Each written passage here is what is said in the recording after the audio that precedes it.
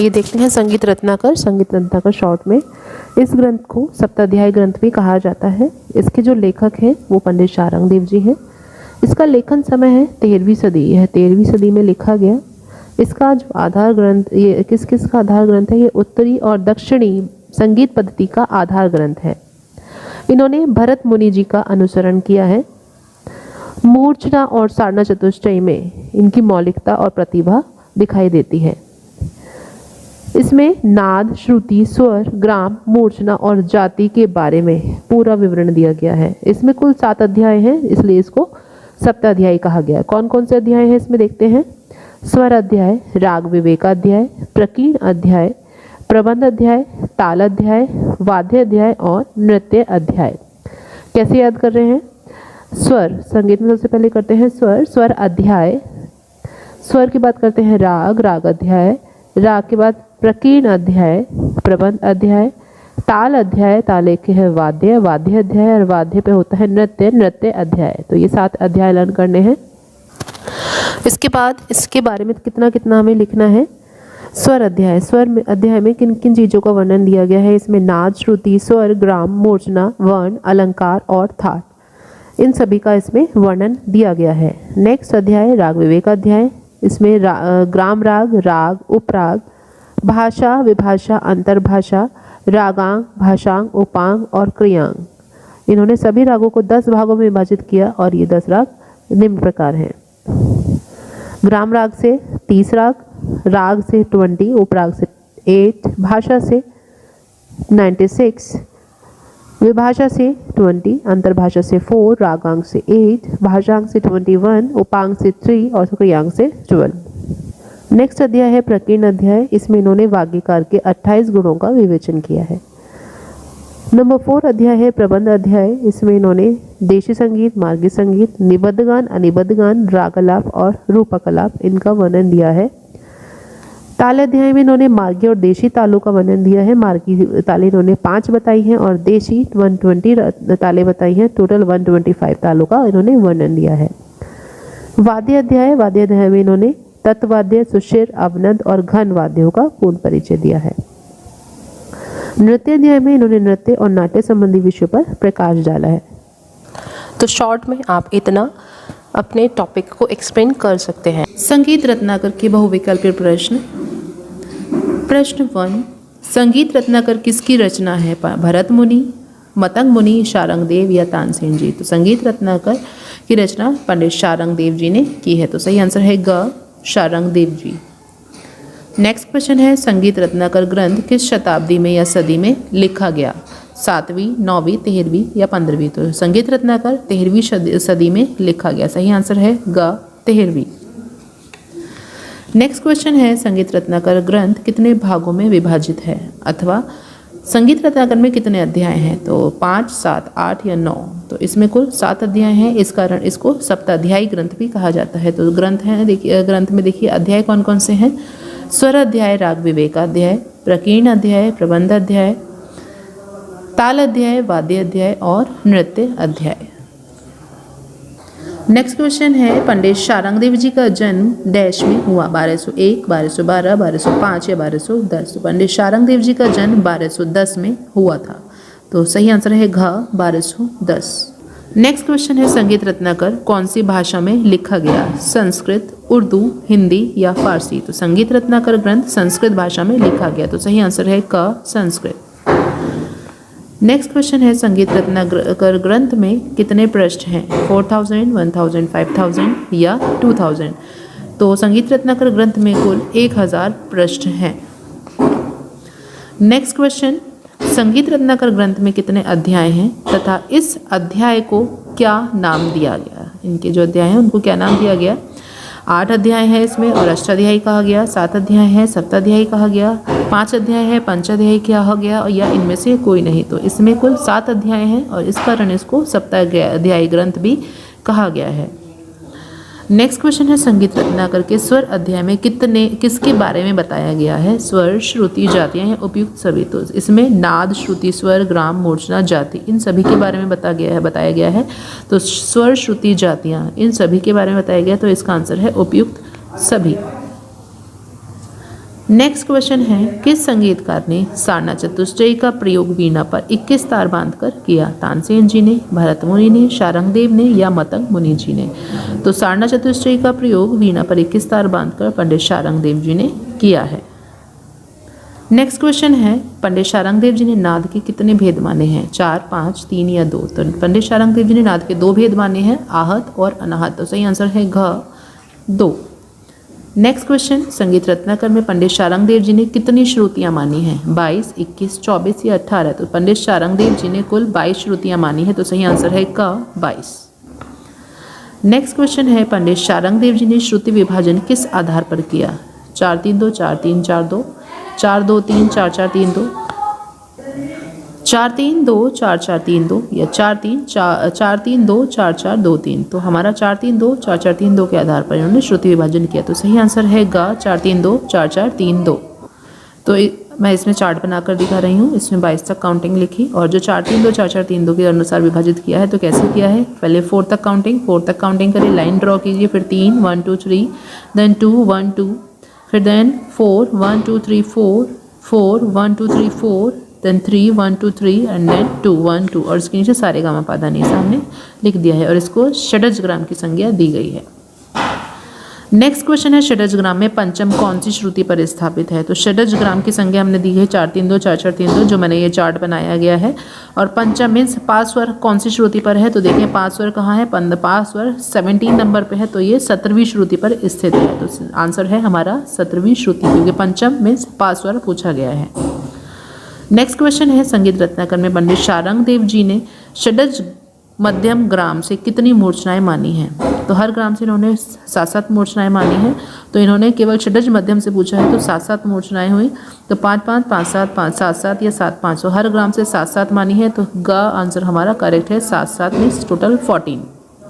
Next question है, पंडित शारंगदेव जी ने तीनों ग्राम से कितनी मूर्छनाएं मानी हैं? 21, 22, 14 या 18? तो पंडित शारंगदेव जी ने तीनों ग्रामों से कुल 21 मूर्छनाएं मानी है। तो सही आंसर है क 21। नेक्स्ट क्वेश्चन है, संगीत रत्नाकर में पंडित शारंगदेव जी ने किस ग्राम को लुप्त बताया? षडज ग्राम, गांधार ग्राम, मध्यम ग्राम या इनमें से कोई नहीं? तो गांधार ग्राम को इन्होंने लुप्त बताया। तो सही आंसर है ख गांधार।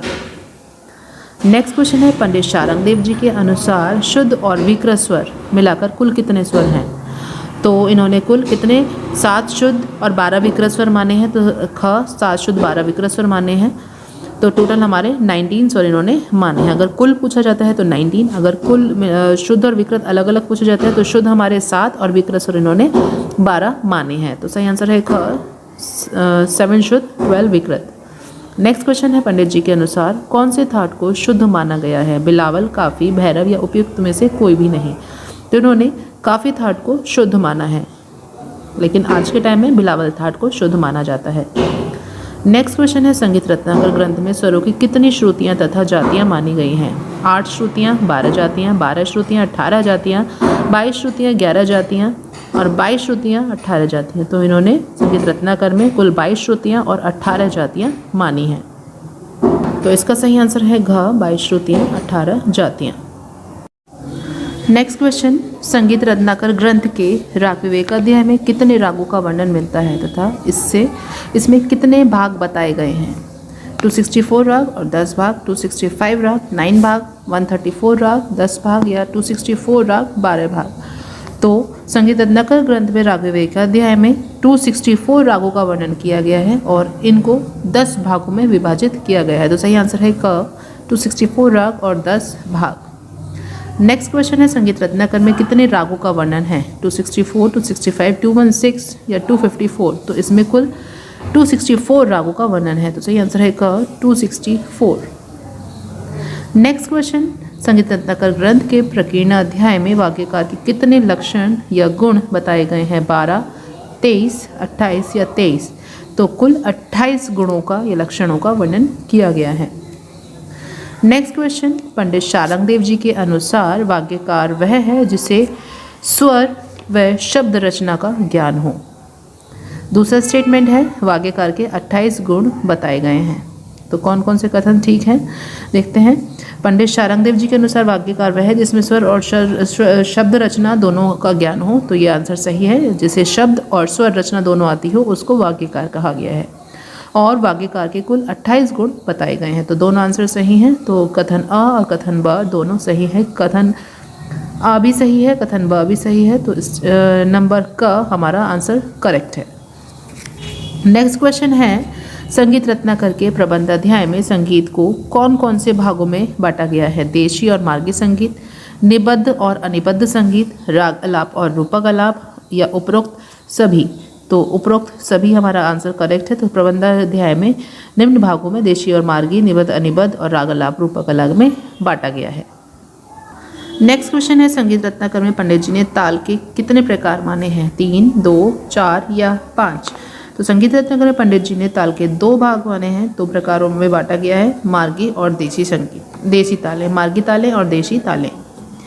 नेक्स्ट क्वेश्चन, संगीत रत्नाकर के ताल अध्याय में कितनी देशी ताले बताई गई हैं? 118, 120, 122 या 125? तो ताल अध्याय में कुल 120 ताले बताई गई हैं। 122 देशी ताले बताई गई हैं। संगीत रत्नाकर ग्रंथ के ताल अध्याय में ताल के किस अंग के बारे में वर्णित नहीं किया गया? मात्राएं, विभाग, ताली खाली, उपयुक्त, दोनों या सभी अंग वर्णित हैं। तो इसमें ताल अध्याय में ताल के किस अंग के बारे में नहीं बताया गया है? इसमें सभी अंगों के बारे में बताया गया है। तो सभी अंग वर्णित हैं। नेक्स्ट क्वेश्चन है, संगीत रत्नाकर के ताल अध्याय में कितनी मार्गी ताले बताई गई हैं? 5, 6, 8 या 12? तो मार्गी ताले कुल 5 बताई गई हैं। अगर आपका आता है देशी ताले, तो देशी ताले बताई गई हैं 120, और अगर मार्गी ताले पूछा जाता है तो मार्गी ताले हमारी बताई हैं ओनली 5। तो 120 और 5। अगर हमारी कुल ताले पूछी जाती हैं तो 125। अगर अलग अलग करके पूछा जाता है तो अलग अलग बताना है, अदरवाइज आपको पूरा टोटल बताना है। टोटल है हमारा 125 तालों का वर्णन है। देशी ताले 120 हैं, मार्गी ताले ओनली 5 हैं। नेक्स्ट क्वेश्चन है, पंडित शारंग देव जी ने सभी वाद्यों को कितने भागों में विभाजित किया है? 5, 2, 4 या 6? तो सभी वाद्यों को इन्होंने 4 भागों में विभाजित किया है। कौन कौन से? तत्व वाद्य, सुशिर वाद्य, अवनद्ध वाद्य और घन वाद्य। तत्व वाद्य जो तार वाले वाद्य हैं वो तत्व वाद्य कहलाते हैं। सुशिर वाद्य जो हवा वाले, जैसे शहनाई, बांसुरी, ये सब हवा वाले वाद्य। तत्व वाद्य तार जैसे तानपुरा हो गया, गिटार हो गया, जितने भी तार वाले हैं वो सब तत्व वाद्य में आते हैं। अवनद्ध वाद्य जितने भी चमड़े वाले, ढोलक, तबला, ढोल, ये सभी अवनद्ध वाद्य में आते हैं। और घन वाद्य जितने भी धातु वाले वाद्य हैं वो घन वाद्य के, जैसे घंटा, मंजीरा, चिमटा, ये सभी घन वाद्य के अंतर्गत आते हैं। नेक्स्ट क्वेश्चन है, संगीत रत्नाकर ग्रंथ में वाद्य अध्याय में मुंह से हवा फूंकते हुए बनाए जाने वाले वाद्य किस श्रेणी में रखे गए हैं? मुंह से हवा फूंकते हुए जिसमें हवा वाले वाद्य हैं वो कहलाते हैं सुशिर वाद्य। तो इसका सही आंसर है सुशिर वाद्य। जैसे कि मैंने पहले क्वेश्चन में बताया है, सुशिर वाद्य हवा वाले वाद्य होते हैं। जैसे शहनाई, तो हवा वाले जो हवा फूंकते हुए बजाए जाते हैं उनको सुशिर वाद्य कहा जाता है। नेक्स्ट क्वेश्चन है, सितार, गिटार, सारंगी, वीणा वाद्य के किस प्रकार के अंतर्गत आते हैं? तो सितार में होते हैं तार, तो तार वाले वाद्य कहलाते हैं तत्व वाद्य। तो तत्व वाद्य के अंतर्गत ये आते हैं। आंसर क इज करेक्ट।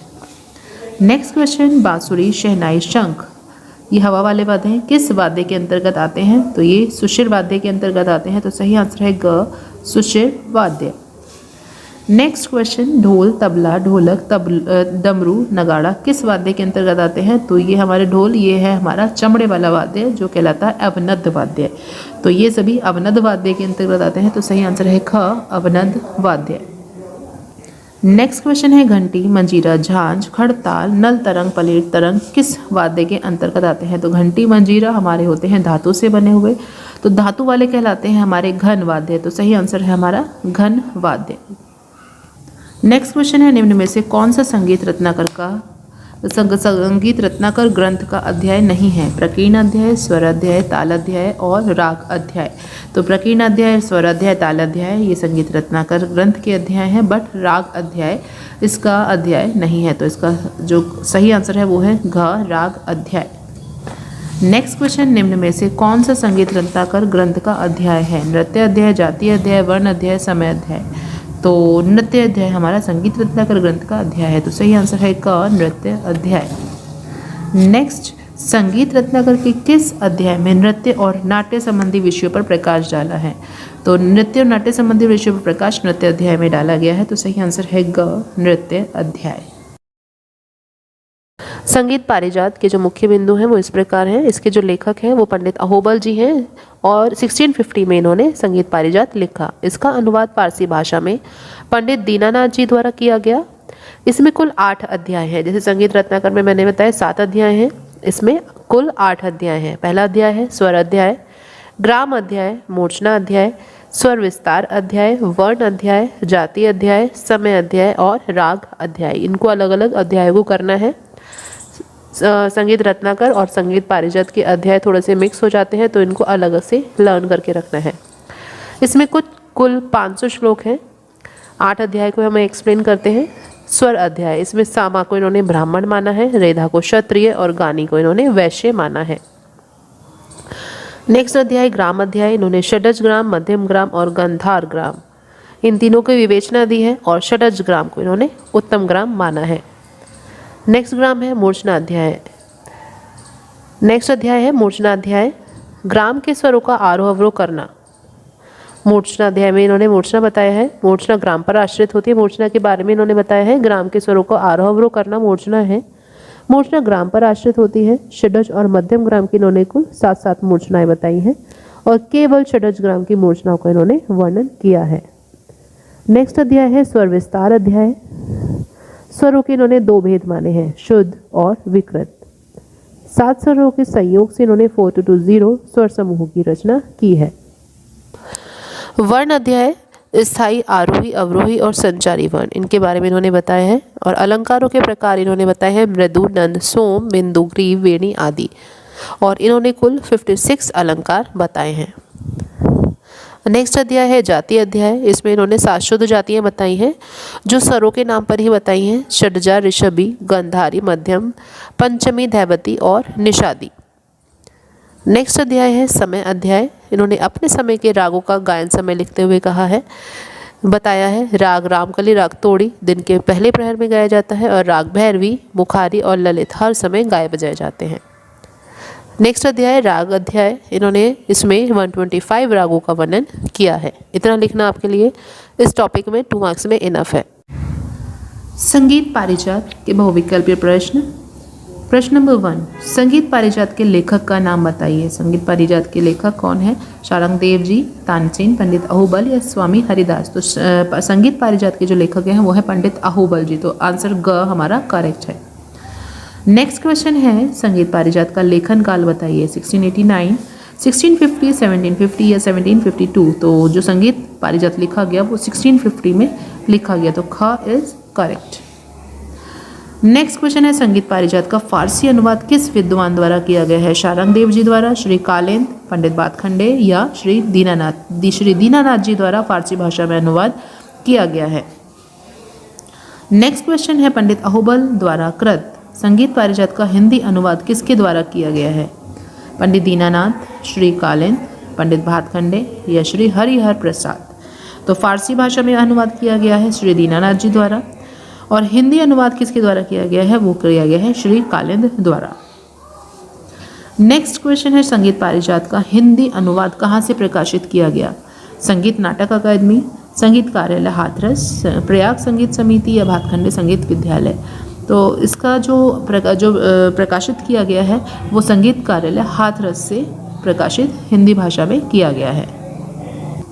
नेक्स्ट क्वेश्चन है पंडित अहोबल जी ने संगीत पारिजात में कुल कितने स्वर माने हैं? 22, 21, 29 या 18। तो संगीत पारिजात में कुल 29 स्वर इन्होंने माने हैं। नेक्स्ट क्वेश्चन है पंडित अहोबल जी ने संगीत पारिजात में कितने विकृत स्वर माने हैं? 22, 29, 21 या 19। तो इन्होंने कुल 7 शुद्ध स्वर माने हैं और 22 विकृत स्वर माने हैं। तो टोटल मिलाकर हुए हमारे 29। अगर पूछा जाता है कुल कितने स्वर माने हैं तो होगा हमारा 29।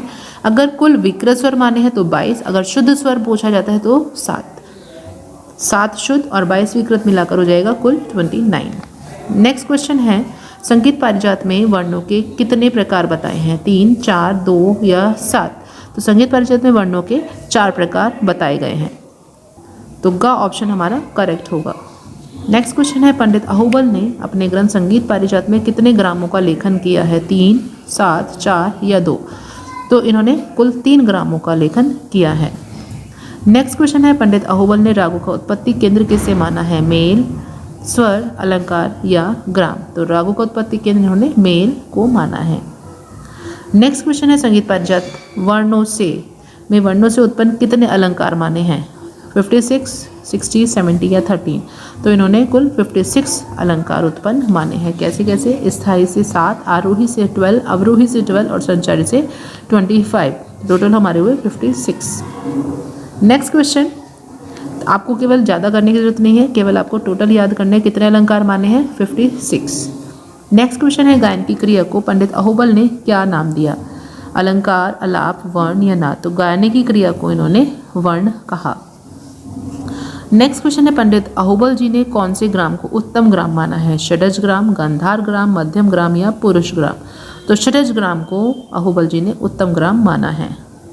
नेक्स्ट क्वेश्चन है, पंडित अहोबल ने कुल कितनी जातियों का उल्लेख किया है? 7 विकृत जातियों का, 12 विकृत जातियों का, 7 शुद्ध जातियों का या 18 शुद्ध जातियों का? तो इन्होंने कुल 7 शुद्ध जातियों का उल्लेख किया है। नेक्स्ट क्वेश्चन है, षडज ग्राम की एक श्रुति उतार देने पर प्राप्त ग्राम है? षडज ग्राम, मध्यम ग्राम, षडज ग्राम, गंधार ग्राम, मध्यम ग्राम, षडज ग्राम या उपरोक्त सभी? तो षडज ग्राम की एक श्रुति कम करने से या एक श्रुति उतार देने से मध्यम ग्राम प्राप्त होता है या मध्यम ग्राम बन जाता है। नेक्स्ट क्वेश्चन है, संगीत पारिजात के कितने अध्याय हैं? संगीत पारिजात में कुल 8 अध्याय हैं। अगर संगीत रत्नाकर में पूछा जाए, संगीत रत्नाकर में कुल 7 अध्याय हैं और संगीत पारिजात में कुल 8 अध्याय होते हैं। नेक्स्ट क्वेश्चन है, संगीत पारिजात में कितने रागों का वर्णन मिलता है? 125, 132, 120 या 137? तो कुल 125 रागों का वर्णन इसमें मिलता है। नेक्स्ट क्वेश्चन, संगीत पारिजात में कुल कितने श्लोक हैं? 475, 550, 520 या 500? तो इसमें कुल 500 श्लोक हैं। नेक्स्ट क्वेश्चन है, संगीत पारिजात में 7 स्वरों के संयोग से कितने स्वर समूहों की रचना की गई है? 5220, 4220, 4840 या 4520? तो इसमें कुल 4220 स्वर समूहों की रचना की गई है। नेक्स्ट क्वेश्चन है, स्वर विस्तार अध्याय किस ग्रंथ से संबंधित है? संगीत रत्नाकर, संगीत पारिजात, नाट्यशास्त्र या उपयुक्त सभी? तो स्वर विस्तार अध्याय संगीत पारिजात ग्रंथ से संबंधित है। फैयाज खां जी की जीवनी। फैयाज खां जी का जन्म 1886 में हुआ था।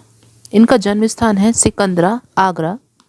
इनके पिता का नाम सफदर हुसैन था। इनके जो गुरु थे वो थे इनके नाना। इनसे इन्होंने 5 से 25 वर्ष तक शिक्षा प्राप्त की।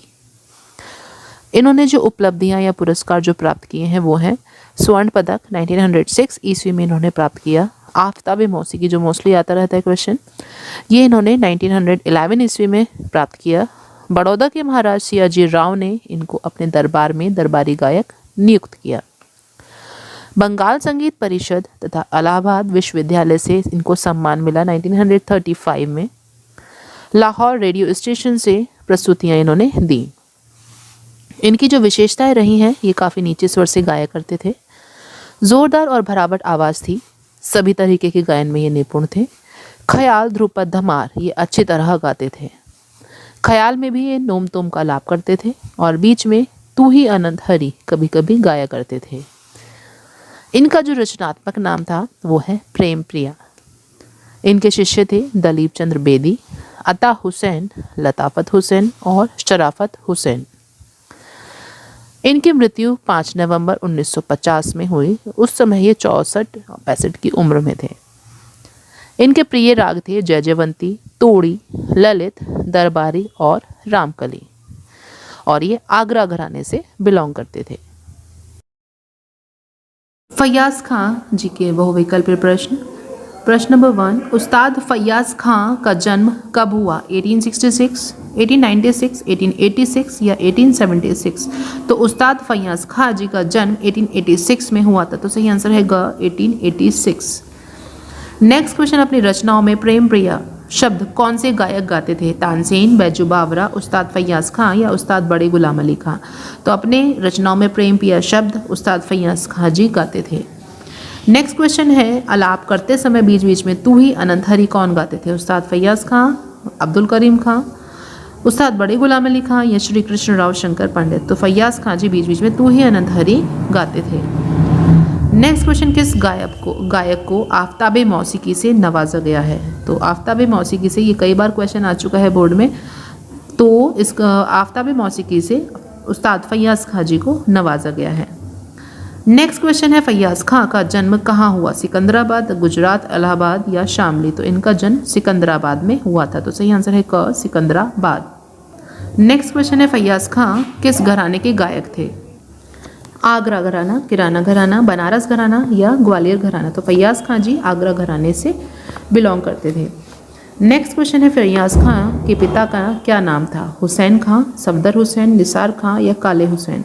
तो फैयाज खां जी के पिता का नाम सफदर हुसैन था। नेक्स्ट क्वेश्चन है, सन 1911 में फैयाज खां को किस उपाधि से नवाजा गया? स्वर्ण पदक से, आफ्ताबे मौसीकी से, आफ्ताबे शायरी से या रंगीले शायरी से? तो आफ्ताबे मौसीकी से फैयाज खां जी को 1911 में नवाजा गया था। नेक्स्ट क्वेश्चन है, फैयाज खां की रचित रचनाओं का नाम क्या है? रसिक प्रिया, प्रेम प्रिया, रचना प्रिया या प्रेम विहाग? तो इनकी जो रचित रचनाएं हैं उनका नाम है प्रेम प्रिया। नेक्स्ट क्वेश्चन है, तड़पत हूँ जैसे जल बिन मीन रचना किस राग की है जो फैयाज खां द्वारा गाई गई है? राग ललित, राग जोग, राग भैरव या राग बिहाग? तो इसका सही आंसर है राग ललित। नेक्स्ट क्वेश्चन, फैयाज खां के प्रिय राग कौन से हैं? भैरव, बिहाग, मालकौस, भैरव दरबारी भैरवी, ललित दरबारी जयजयवंती या बागेश्वरी शुद्ध सारंग? तो इसके सही आंसर है ग, ललित दरबारी और जयजयवंती इनके प्रिय राग हैं। नेक्स्ट क्वेश्चन है, फैयाज खां की मृत्यु कब हुई? 7 नवंबर 1960, 5 नवंबर 1950, 6 सितंबर 1950 या 5 नवंबर 1960? तो इसका सही आंसर है फैयाज खां जी की जो मृत्यु हुई वो 5 नवंबर 1950 को हुई थी। उस्ताद बड़े गुलाम अली खां जी का जन्म 1902 में हुआ था। स्थान इनका जन्म पंजाब में कसूर नामक गांव में हुआ था। इनके पिता का नाम अली बख्श था और इनके चाचा का नाम काले खां। ये पटियाला घराने से बिलोंग करते थे। इनके भाई, 3 भाई थे इनके, बरकत अली खां, मुबारक अली खां, अमान अली खां। सन 1945 में महात्मा गांधी ने इनके गायन से प्रभावित होकर प्रशंसा पत्र इनको दिया। संगीत में इनका क्या क्या योगदान रहा है? इनके जो प्रिय राग थे वो थे कल्याण, भूपाली, भैरवी, मालकौस, पुरिया और बिहाग। इनका राग झंझोटी में हरिओम तत्सत बहुत प्रसिद्ध था। ये शास्त्रीय संगीत के बहुत बड़े ज्ञाता थे। ये पंजाबी अंग की ठुमरी में बड़े सिद्धहस्त थे और ये ठुमरियों के बादशाह थे। संगीत में जो उनकी उपलब्धियां और इनको जो सम्मान प्राप्त हुए हैं वो इस प्रकार हैं। 1962 में इन्होंने संगीत नाटक अकेडमी प्राप्त किया, मीन्स अवार्ड इनको 1962 में संगीत नाटक अकेडमी अवार्ड प्राप्त हुआ। 1962 में ही भारत के राष्ट्रपति द्वारा इनको पद्म भूषण से नवाजा गया। इनको संगीत शिरोमणि, संगीत नायक, संगीत महू महापाध्याय एवं तानसेन सम्मान मिला। इनकी जो मृत्यु हुई वो 23 अप्रैल 1968 में हैदराबाद में इनकी मृत्यु हो गई। उस्ताद बड़े गुलाम अली खां जी से रिलेटेड जितने भी भौतिक प्रश्न हैं वो इस प्रकार हैं। उस्ताद बड़े गुलाम अली खां जी का जन्म कब हुआ? 1905 में, 1903 में, 1907 में या 1902 में? तो उस्ताद बड़े गुलाम अली खां जी का जन्म 1902 में हुआ, तो घ ऑप्शन इसका सही है। नेक्स्ट क्वेश्चन है, कानून नामक साज कौन से कलाकार बजाते थे और रियाज करते थे? कृष्णराव शंकर पंडित, उस्ताद बड़े गुलाम अली खां, उस्ताद फैयाज खां और उस्ताद अब्दुल करीम खां। तो इसका सही आंसर है उस्ताद बड़े गुलाम अली खां। प्रश्न नंबर 3, मुगले आजम फिल्म में किस कलाकार ने गाकर वाहवाही लूटी? तानसेन, उस्ताद बड़े गुलाम अली खां, स्वामी हरिदास या उस्ताद फैयाज खां? तो मुगले आजम फिल्म में उस्ताद बड़े गुलाम अली खां ने गाकर वाहवाही लूटी। नेक्स्ट क्वेश्चन है, ठुमरी फेस्टिवल और सबरंग उत्सव किस कलाकार की याद में करवाया जाता है? उस्ताद फैयाज खां, कृष्णराव शंकर पंडित, उस्ताद अब्दुल करीम खां या उस्ताद बड़े गुलाम अली खां? तो ठुमरी फेस्टिवल और सबरंग उत्सव उस्ताद बड़े गुलाम अली खां जी के याद में आज भी करवाया जाता है। नेक्स्ट क्वेश्चन है, बड़े गुलाम अली खां जी का जन्म कहाँ हुआ था? पंजाब, आगरा, लाहौर या इलाहाबाद? तो इसका सही ऑप्शन है लाहौर। बड़े गुलाम अली खां जी का जन्म पंजाब के मशहूर शहर लाहौर में कसूर नामक गांव में हुआ था। तो इसका सही ऑप्शन है लाहौर शहर में। नेक्स्ट क्वेश्चन है, बड़े गुलाम अली खां ने अपनी प्रारंभिक संगीत यात्रा कौन सा वाद्य बजाकर की थी? सारंगी, हारमोनियम, शहनाई या तानपुरा?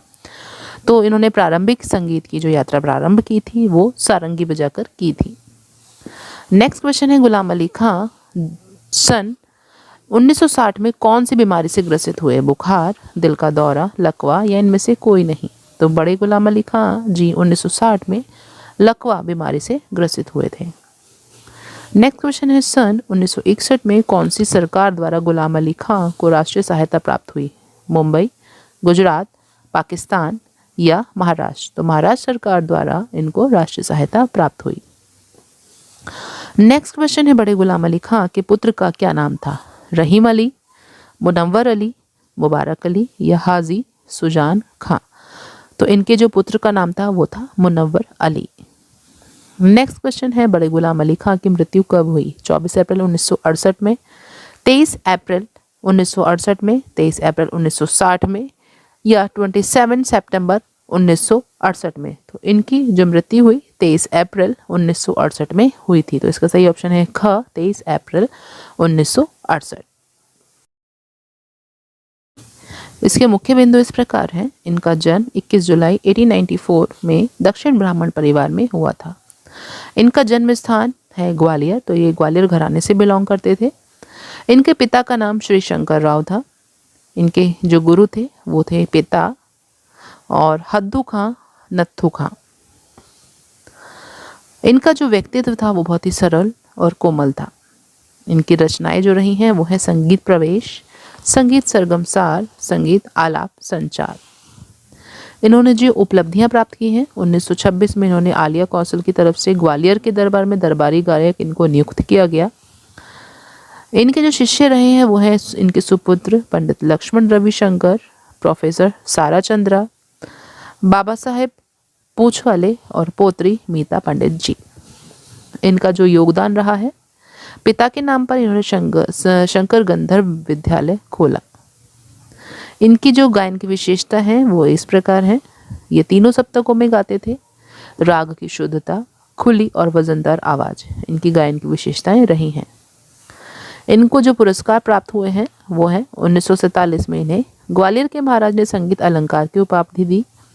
1962 में खैरागढ़ विश्वविद्यालय में इन्होंने पीएचडी की उपाधि प्राप्त की। 1973 में भारत सरकार द्वारा इनको पद्म विभूषण प्राप्त हुआ। 1980 में इन्होंने तानसेन अवार्ड प्राप्त किया। इनकी मृत्यु 22 अगस्त 1989 में हुई थी और ये ग्वालियर घराने से बिलोंग करते थे। श्री कृष्णराव शंकर पंडित जी से रिलेटेड जितने भी बहुविकल्पीय प्रश्न हैं वो इस प्रकार हैं। कृष्णराव शंकर पंडित जी का जन्म कब हुआ? 1905, 1894, 1807 या 1902 में? तो पंडित श्री कृष्णराव शंकर पंडित जी का जन्म 1894 ईस्वी में हुआ था। नेक्स्ट क्वेश्चन है, पंडित कृष्णराव के पिता का नाम क्या था? आगम खां, पंडित कृष्ण शंकर राव, पंडित शंकर राव या लक्ष्मण राव? तो इनके पिता का नाम पंडित शंकर राव था। नेक्स्ट क्वेश्चन है, पंडित कृष्णराव जी की प्रारंभिक संगीत शिक्षा किसके द्वारा पूर्ण की गई? प्रोफेसर नारायण पंडित द्वारा, रामचंद्र मिश्र द्वारा, पंडित सप्त ऋषि द्वारा या पंडित शंकर राव द्वारा? तो पंडित शंकर राव द्वारा इनकी प्रारंभिक संगीत शिक्षा पूर्ण की गई। नेक्स्ट क्वेश्चन है, पंडित कृष्णराव का संबंध किस घराने से है? बनारस घराना, ग्वालियर घराना, पंजाब घराना या आगरा घराना? तो इनका संबंध ग्वालियर घराने से है। तो सही ऑप्शन है ख, ग्वालियर घराना। नेक्स्ट क्वेश्चन है, ग्वालियर के राजा सतारा ने किस गायक को शिक्षक के रूप में नियुक्त किया? उस्ताद फैयाज खां, कृष्णराव शंकर पंडित, उस्ताद अब्दुल करीम खां, उस्ताद बड़े गुलाम अली खां। तो ग्वालियर के राजा सतारा ने कृष्णराव शंकर पंडित जी को शिक्षक के रूप में नियुक्त किया। नेक्स्ट क्वेश्चन है, खैरागढ़ विश्वविद्यालय ने किस गायक को पीएचडी की उपाधि से सम्मानित किया? उस्ताद अब्दुल करीम खां, उस्ताद फैयाज खां, कृष्णराव शंकर पंडित या उस्ताद बड़े गुलाम अली खां। तो कृष्णराव शंकर पंडित जी को पीएचडी की उपाधि से खैरागढ़ विश्वविद्यालय द्वारा सम्मानित किया गया। नेक्स्ट क्वेश्चन है, पंडित कृष्णराव को राष्ट्रपति पुरस्कार कब प्राप्त हुआ? सन 1956 में, सन 1962 में, सन 1959 में या सन 1968 में? तो 1959 में कृष्णराव जी को राष्ट्रीय पुरस्कार प्राप्त हुआ। नेक्स्ट क्वेश्चन है, सन 1962 में पंडित कृष्णराव जी को कौन से विश्वविद्यालय में डॉक्टरेट की उपाधि प्राप्त हुई? प्रयाग समिति, इंदिरा कला विश्वविद्यालय, चौधरी चरण सिंह विश्वविद्यालय या खैरागढ़ विश्वविद्यालय? तो खैरागढ़ विश्वविद्यालय से इनको डॉक्टरेट की उपाधि प्राप्त हुई। नेक्स्ट क्वेश्चन, शंकर गंधर्व विद्यालय का प्रारंभिक नाम क्या था? प्रयाग संगीत विद्यालय, भातखंडे महाविद्यालय, गंधर्व महाविद्यालय या गंधर्व विश्वविद्यालय? तो गंधर्व महाविद्यालय इनका शंकर महाविद्यालय का प्रारंभिक नाम था। नेक्स्ट क्वेश्चन है, गंधर्व महाविद्यालय पंडित कृष्णराव द्वारा कब खोला गया? 1961, 1916, 1917 या 1914? तो 1914 ईस्वी में गंधर्व महाविद्यालय पंडित कृष्णराव शंकर द्वारा खोला गया। नेक्स्ट क्वेश्चन, सन 1947 में किस विद्यालय में पंडित कृष्णराव जी को सुपरवाइजर की नियुक्ति मिली? तो 1947 में किस विद्यालय द्वारा प्राप्त हुई सुपरवाइजर की नियुक्ति? माधव विद्यालय, संगीत विद्यालय, आलिया कौशल, शंकर विद्यालय या इंदिरा कला विद्यालय? तो माधव संगीत विद्यालय में इनको सुपरवाइजर की नियुक्ति प्राप्त हुई। नेक्स्ट क्वेश्चन है, पंडित कृष्णराव का देहावसान में मृत्यु कब हुई? 22 अगस्त सन 1989 में, 23 अगस्त सन 1982 में, 24 सितंबर सन 1989 में या 22 अगस्त सन 1984 में? तो पंडित कृष्णराव जी का जो देहावसान मीन्स मृत्यु जो हुई थी वो 22 अगस्त 1989 में हुई थी।